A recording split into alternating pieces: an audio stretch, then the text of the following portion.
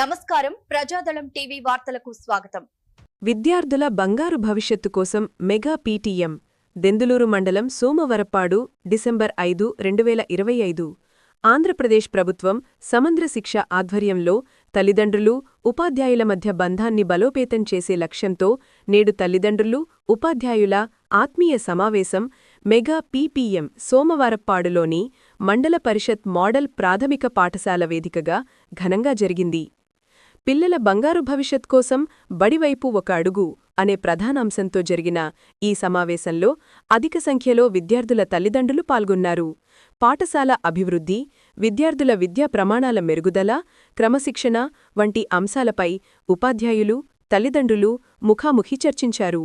పిల్లలు వివిధ సాంస్కృతిక కార్యక్రమాలు చేశారు. పిల్లలకు ఉపాధ్యాయులు బహుమతులు ఇచ్చారు, ఐడీ కార్డులు పంపిణీ చేశారు. ప్రభుత్వ విద్యా విధానాలను, నూతన బోధనా పద్ధతులను ఉపాధ్యాయులు వివరించారు. ఈ సందర్భంగా పిల్లల అభ్యసన ప్రక్రియలో తల్లిదండ్రులు క్రియాశీలక పాత్ర పోషించాలని, పాఠశాలకు ఇంటికి మధ్య సరైన సమన్వయం ఉండాలని ఉపాధ్యాయ బృందం విజ్ఞప్తి చేసింది. పిల్లల బంగారు భవిష్యత్తుకు పునాది వేసే దిశగా ఈ మెగా పీటీఎం ఎంతగానో ఉపయోగపడుతుందని అధికారులు పేర్కొన్నారు. అనంతరం తల్లిదండ్రులకు భోజన కార్యక్రమాన్ని ఏర్పాటు చేయడం జరిగింది.